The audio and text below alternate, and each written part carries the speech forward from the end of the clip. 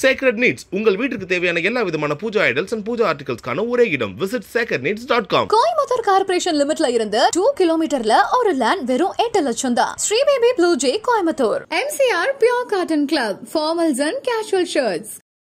ஆன்மீக பூமியில எது வேணா எப்படி வேணா பண்ணணும் கிடையாது. அதனால தான் நான் எப்பவுமே சொல்வேன், ஒரு தெய்வங்களுக்குமே ஒரு பரிகாரங்கள் இருக்கு, ஒரு தெய்வங்களுக்குமே ஒரு வழிபாடு இருக்கு, ஒரு கோயிலுக்குமே அந்த வழிபாடை வந்து மாற்ற முடியாது. மாத்தினா நம்மளுக்கு இந்த மாதிரி தூக்கி போட்டு அடிக்கும். ரிஷப் ஷெட்டி வந்து அந்த கோவிலில் போயிட்டு கொல்லூர் மூகாம்பிகை அம்மா கோயிலில் போயிட்டு பரிகாரம்லாம் பண்ணியிருக்காரு. ஸோ அதோட பலம் தான் இன்னைக்கு வந்து இந்த மாதிரி ஒரு விஷயம். ரெண்டாவது, நம்ம என்னதான் இன்னைக்கு வந்து நம்ம வாழ்வியல் முறை மாறினாலும் குலதெய்வத்தோட வழிபாடு என்பது மிக மிக சக்தி வாய்ந்த வழிபாடு. நான்லாம் படம் பார்க்கும்போது ரொம்ப அப்படியே எனக்குலாம் அப்படியே நடுநடு ஆயிடுச்சு.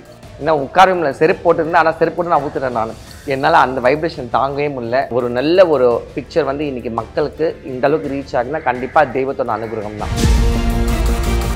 இந்த காலத்துல பூதகணங்கள் வந்து இந்த பூமியில வந்திருக்காங்க, தெய்வங்களுக்கு தொண்டு புரிஞ்சிருக்காங்க, இந்த மாதிரி காவல் தெய்வங்களுக்கு துணையா நின்றுருக்காங்க.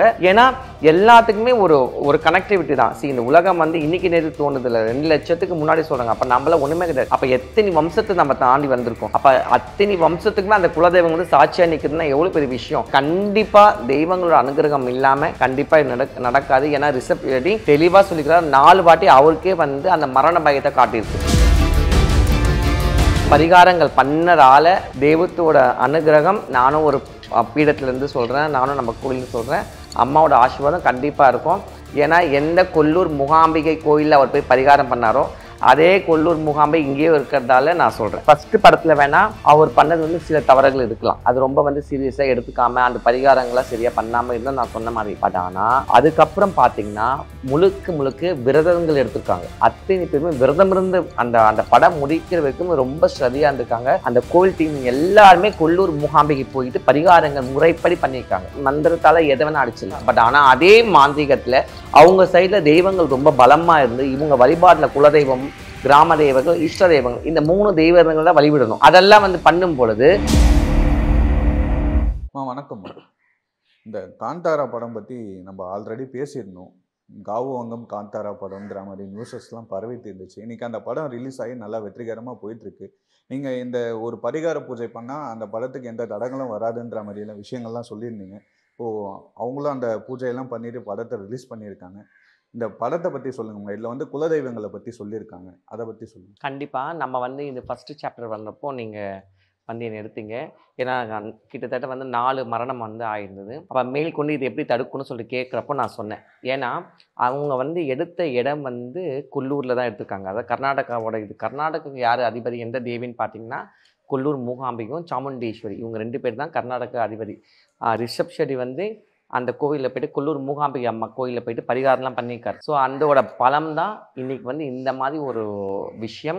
அதாவது உலகமே திரும்பி பார்க்க வச்சுன்னா தெய்வத்தோட முழுமையான அனுகூலம் தான். அப்போது நான் சொன்ன மாதிரி அந்த தடைகளை வந்து நம்ம வந்து நிவர்த்தி பண்ணும்போது தெய்வங்கள் கண்டிப்பாக அனுகூலமாக இருக்கும். ரெண்டாவது, நம்ம என்ன தான் இன்றைக்கி வந்து நம்ம வாழ்வியல் முறை மாறினாலும் குலதெய்வத்தோட வழிபாடு என்பது மிக மிக சக்தி வாய்ந்த வழிபாடு. எப்போதுமே நான் எல்லா இன்டர்வியூஸுமே சொல்கிறது என்னன்னா, குலதெய்வத்தோட பலம் தான் நான் எப்பவுமே பேசுவேன். ஏன்னா குலதெய்வம் வந்து கொடுக்கும் பொழுது அது தடுக்கிற சக்தி எந்த தெய்வத்துக்குமே கிடையாது.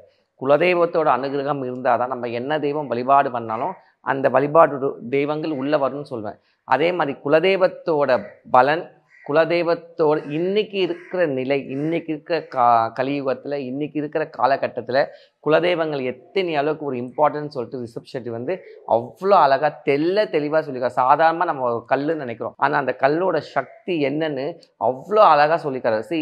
அவரோட பார்வை என்னன்னா, குலதெய்வம் என்பது எல்லாருக்குமே இருக்குது. நம்மளோட இந்தியாவில் இந்த பாரத புண்ணிய பூமியில் எல்லாம் எந்த ரிலீஜியன் இருந்தாலும் சரி, ஃபார் எக்ஸாம்பிள் வந்து ஆந்திராவும் சரி, இல்லை கர்நாடகா சரி, தமிழ்நாடு சரி, இல்லை நார்த்து சரி, யாராக இருந்தாலுமே எந்த ஸ்டேட்டாக இருந்தாலுமே அவங்களோட குலதெய்வம் கண்டிப்பாக இருக்குது. அது சிறிதோ பெருசோ அங்கே பேதமே கிடையாது.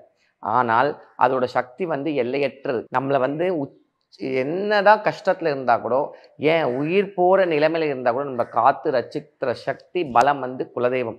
அதனால தான் வேத சாஸ்திரம் என்ன சொல்லுதுன்னா, ஒரு யமதர்மன் வந்து நம்ம உயிர் எடுக்கணும்னா கூட குலதெய்வத்தோட அனுகிரகம் இருந்தால்தான் பர்மிஷன் கேட்பறான். இந்த மாதிரி வந்து உன்னோட வீட்டில் இன்னைக்கு இந்த உயிர் போதுமா, சொல்லிட்டு கேட்பாங்களாம். அப்படி இருந்தால் மட்டும்தான் குலதெய்வம் அனுகிரகம் பண்ணால் மட்டும்தான் அந்த உயிரை போகும் சொல்லிட்டு சொல்கிறாங்க. அந்த அளவுக்கு ஒரு சக்தி வாய்ந்த சக்தி தான் குலதெய்வம். அந்த குலதெய்வத்தை எவ்வளோ அழகாக எவ்வளோ நேர்த்தியாக, அதாவது இன்றைக்கி இருக்கிற காலகட்டத்துக்கு எல்லாருக்குமே மண்டையில் போய் நல்லா அடிக்கிற மாதிரி நல்லா உரைக்கிற மாதிரி நல்ல ஒரு சொல்லியிருக்காரு. Really hats off to that guy. ஏன்னா இந்த அளவுக்கு வந்து யாருமே பண்ண முடியுமா சொல்லிட்டு எனக்கு தெரியல. நம்மளோட ஒரு இந்தியன் ஹிஸ்ட்ரின்னு தான் சொல்ல முடியும். ஹிஸ்டாரிக்கல் இதை வந்து இவ்வளோ ஒரு ரிலீஜியஸ் ஒரு இதை வந்து நல்லா எடுத்துக்காரு. கண்டிப்பாக நான்லாம் படம் பார்க்கும்போது ரொம்ப அப்படியே எனக்குலாம் அப்படியே நடுநடு ஆயிடுச்சு. இன்னும் உட்காரவே செருப்பு போட்டுருந்தேன். ஆனால் செருப்பு போட்டு நான் ஊற்றுறேன். நான் என்னால் அந்த வைப்ரேஷன் தாங்கவே முடியல. ஏன்னா சாதாரண ஒரு மக்கள் பார்க்கும்பொழுது இன்றைக்கி என்ன சொல்கிறாங்க, எங்களால் அந்த உள்ளே உட்காரவே முடியல, அவ்வளோ ஒரு கூஸ் பம்ப்ஸ் இருக்குது. நம்ம வந்து ஆன்மீகத்தில் இருக்க சொல்ல, அதுவும் பத்ரகாளியோட வழிபாடில் இருக்க சொல்ல, அந்த தாய் மூகாம்பிகையோட வழிபாடில் இருக்க சொல்ல. ரெண்டாவது என்னென்னா ரிஷப் சைட் அவருக்கும் வந்து அந்த அம்மா தான் வந்து அந்த ஊரில் தான் பிறந்திருக்கா சொல்கிறாரு. அதாவது கொல்லூர் மூகாம்பிகை தான் அந்த ஊரில் பிறந்திருக்கா சொல்கிறாரு. ஸோ எனக்கு ரொம்ப சந்தோஷமாக இருந்தது. நம்ம சொன்ன பரிகாரத்துக்கு அவர் வந்து நான் சொன்னனோ இல்லை வேறு யாராவது சொல்லியிருக்காங்களோ தெரியல. பட் எப்படியோ அவர் காதுக்கு போயிருக்குது. இது வந்து நல்லபடியாக நடந்திருக்கு. ஒரு நல்ல ஒரு பிக்சர் வந்து இன்றைக்கி மக்களுக்கு இந்த அளவுக்கு ரீச் ஆகுதுன்னா கண்டிப்பாக தெய்வத்தோட அனுகிரகம் தான். அந்த படத்தில் பார்த்தீங்கன்னா இந்த மஞ்சுருளி, புலிகா, அப்புறம் இந்த பூதகணங்கள் எல்லாம் வச்சு படத்தில் காட்டியிருக்காங்க. அந்த கடவுள்களை பற்றி நிறைய மக்களுக்கு தெரியாது இல்லையாமா? இதெல்லாம் வந்து எல்லை தெய்வங்களா? சரி, கண்டிப்பாக. இப்போ நம்ம தமிழ்நாடு பார்த்தீங்களா, தமிழ்நாட்டில் வந்து கிராம தேவர்கள் பாருங்கள். நம்மளோட குலதெய்வம் பார்த்தீங்கன்னா எல்லாமே விஸ்வரூபமாக இருப்பாங்க. So for example Muneeswarar, Karuppusamy, Pidari, எல்லை பிடாரி, காளி, அதே மாதிரி வந்து சுடலமாட சாமி, இவங்களாம் வந்து சின்ன உருவமாக எங்கேயுமே நீங்கள் பார்க்க முடியாது. எந்த ஊர் எல்லையில் பார்த்து நல்ல இவ்வளோ பெருசாக தான் வச்சுருப்பாங்க. அவங்க தான் பூதகணங்கள். பூதகணம் அவங்க கிடையாது. அவங்க வந்து ஒரு தடவையுமே உலகம் வந்து இந்த மாதிரி வந்து அழிவை நோக்கி பாதையில் போகும்பொழுது பரமேஸ்வரனால் அந்த பராசக்தியால் ஒரு தேவதைகளை பூமிக்கு அமைச்சுருக்காங்க. இந்த பூதகணங்கள் யாருன்னு சொல்லிட்டு பார்த்தா காவல் தெய்வத்துக்கு கூட நின்று துணை புரியவங்க. ஃபார் எக்ஸாம்பிள் வந்து நீங்கள் சிவாலயம் போடுங்களேன். இந்த சிவாலயம் போனீங்கன்னா அந்த கார்னரில் பார்த்துருப்பீங்க. இந்த மேலே பார்த்தீங்கன்னா இந்த கார்னரில் வந்து இல்லை நல்லா வயிறெல்லாம் நல்லா தொப்பை தள்ளிட்டு நல்லா இந்த கஜா மாதிரி உட்காந்துருப்பாங்க. பார்த்தீங்களா? அவங்க தான் அந்த பூதகணங்கள். அப்படின்னா என்ன அர்த்தம்? அப்போ அந்த காலத்தில் வந்து அவங்க சும்மா வந்து ஒரு பொம்மை வைக்கல. அப்போ அந்த காலத்தில் பூதகணங்கள் வந்து இந்த பூமியில் வந்திருக்காங்க, தெய்வங்களுக்கு தொண்டு புரிஞ்சிருக்காங்க, இந்த மாதிரி காவல் தெய்வங்களுக்கு துணையாக நின்றுருக்காங்க. ஏன்னா எல்லாத்துக்குமே ஒரு கனெக்டிவிட்டி தான். இந்த உலகம் வந்து இன்னைக்கு நேற்று தோணுதில்லை, 2 லட்சத்துக்கு முன்னாடி சொல்கிறாங்க. அப்போ நம்மள ஒன்றுமே கிடையாது. அப்போ எத்தனை வம்சத்தை நம்ம தாண்டி வந்திருக்கோம். அப்போ அத்தனை வம்சத்துக்குமே அந்த குலதெய்வம் வந்து சாட்சியாக நிற்குதுன்னா எவ்வளோ பெரிய விஷயம். ஸோ அதை வந்து நம்ம இன்னும் நல்லா உணரணும். இன்னும் நம்ம நல்ல வந்து மக்கள் வந்து இன்னும் நல்ல ஒரு ஆன்மீக பாதையில் போகிறதுக்கு இது ஒரு நல்ல ஒரு எடுத்துக்காட்டு. ஏன்னா இன்றைக்கி இருக்க நிலையில் நம்ம பார்த்துனுக்கோம் எவ்வளோ அநியாய அக்கிரமம், கொள்ளை போன்ற அநீதிகள் வந்து தலை நோக்கி இருக்கிற இந்த டைமில் இந்த மாதிரி ஒரு நல்ல ஒரு பக்தி படம், ஒரு ஆன்மீக நெறி படம் வந்து ரொம்ப மகிழ்ச்சியை கொடுக்கும். அந்த பஞ்சூரலி குலிகா, அந்த குலிகா தெய்வம் வந்து பார்த்தீங்கன்னா ரொம்ப ஆக்ரோஷமான தெய்வம்ன்ற மாதிரி அந்த படத்தில் அவர் ரொம்ப விளக்கி சொல்லியிருப்பாரு. அதாவது வந்து பரமேஸ்வரன் தான் ஆதி மூலம், பரபிரம்மம், ஃபைனல் அவர் தான். ஆனால் அந்த பஞ்சூலி வந்து அந்த பன்றி முகம் பார்த்தீங்கன்னா வராகமூர்த்தி. வராகர் யாரு?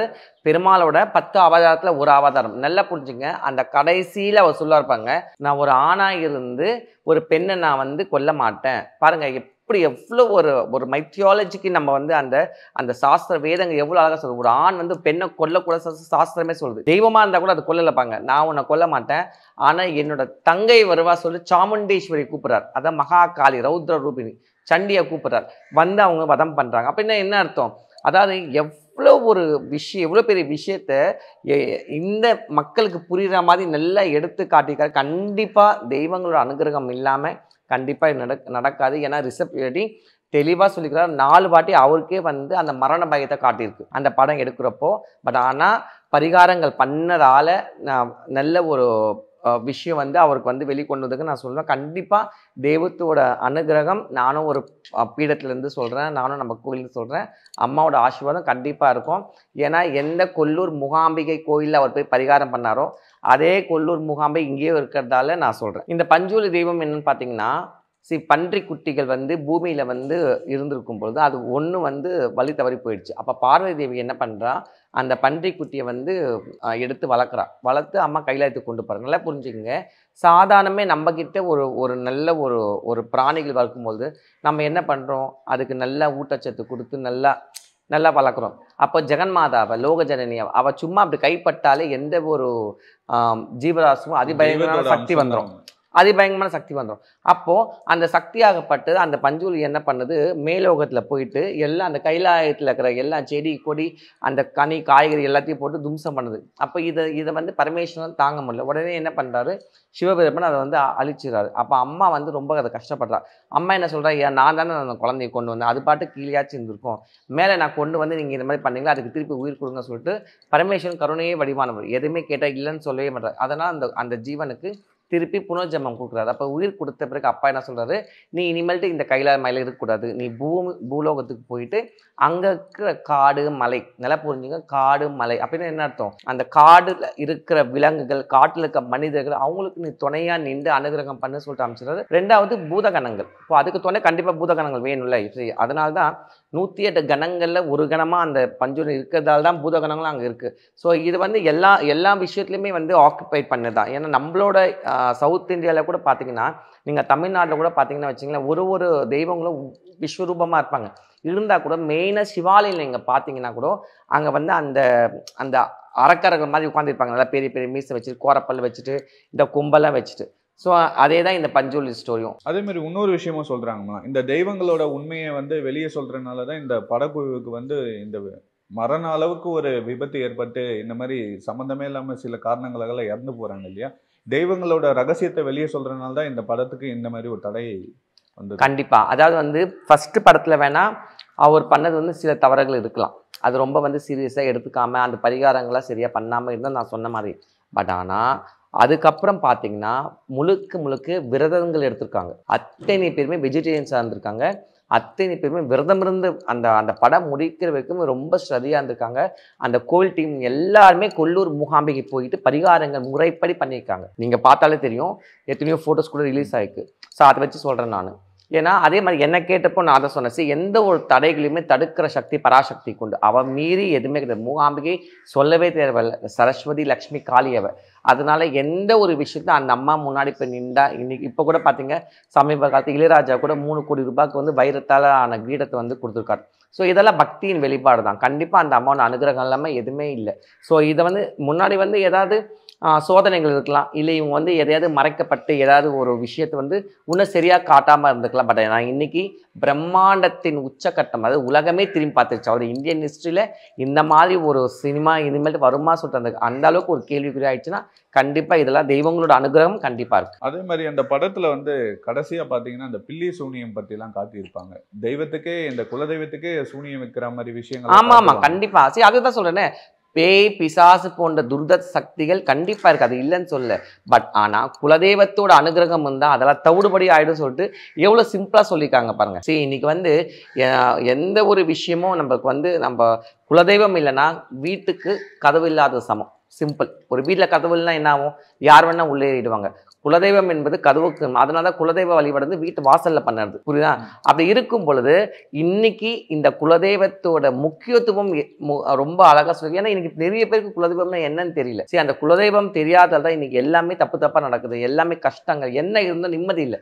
இன்னைக்கு யாருக்குமே நிம்மதி இல்லாத ஒரே காரணம் முழுமையான பக்தி கிடையாது, முழுமையான குலதெய்வம் யாருன்னு தெரியாத எந்த விஷயம் அவங்க நோக்கி போறவங்களோ அதை எப்படி தடைப்பட்டு போகுது. இல்ல அந்த காலங்களையும் இந்த பில்லி சூனியம் இந்த மாதிரி எல்லா காலத்துலயும் இருக்குது. சரி, அம்பிகை வந்து இத்தனை அவதாரம் தோன்றிருக்காருன்னா கண்டிப்பா வந்து அதெல்லாம் அழிக்கிறது அம்மா வந்துக்கிறா. அதுக்கு தான் மகா காளியா நம்ம வந்து வழிபாடு பண்றோம். சரி, இன்னைக்கு பேய் பிசாசெல்லாம் தவிடுபடி ஆகும் அவளால் தான்.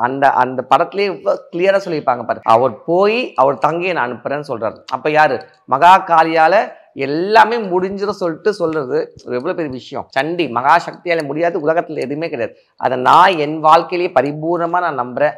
இங்க வர பக்த கோடிகளுக்கு எவ்வளோ விஷயங்கள் வந்து நடந்துக்கதான் நான் வந்து அதை வந்து உன்ன தைரியமா சொல்றேன். நான் இல்ல அது மூலயமா ஒரு தெய்வத்தையே கட்டுப்படுத்த முடியும். இது கட்டுப்படுத்துறது இல்லை, அதாவது கட்டுப்படுத்துவாங்க. சரி, மாந்திரிகத்துல எதை வேணா பண்ணலாம். நம்ம ஆப்போசிட்ல வந்து நம்ம சரியான அவங்களுக்கு வந்து ஒரு எப்படி சொல்றது, அவங்க வீக்கா இருந்தது வச்சிங்களேன், மந்திரத்தால எதை வேணா அடிச்சிடலாம். பட் ஆனா அதே மாந்திரிகத்துல அவங்க சைட்ல தெய்வங்கள் ரொம்ப பலமா இருந்து இவங்க வழிபாட்டுல குலதெய்வம், கிராம தெய்வங்கள், இஷ்ட தெய்வங்கள், இந்த 3 தெய்வங்கள் தான் வழிவிடணும்.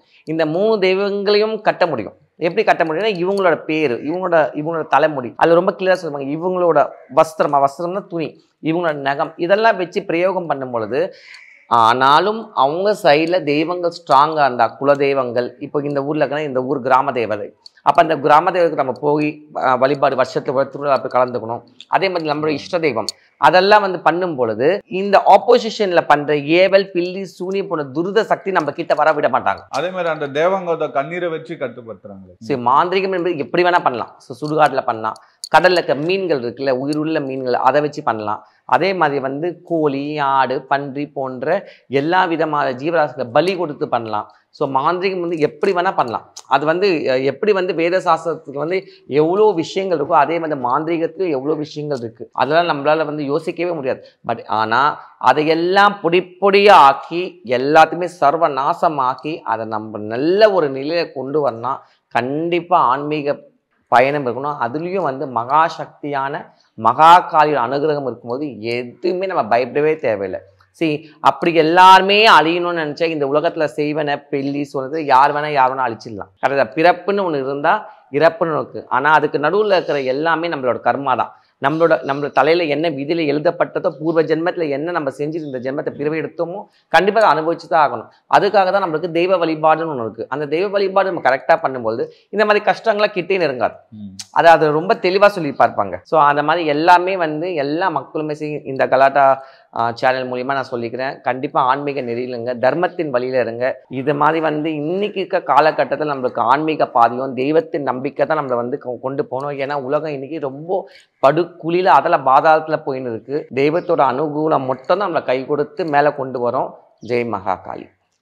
Sacred Needs உங்கள் வீட்டுக்கு தேவையான எல்லா விதமான பூஜா ஐடல்ஸ் அண்ட் பூஜா ஆர்டிகல்ஸ்க்கான ஒரே இடம். Visit sacredneeds.com. கோயம்புத்தூர் கார்ப்பரேஷன் லிமிட்ல இருந்து 2 கிலோமீட்டர்ல ஒரு லேண்ட் வெறும் 8 லட்சம் தான். Sri baby blue J Coimbatore. MCR Pure Cotton Club, formals and casual shirts.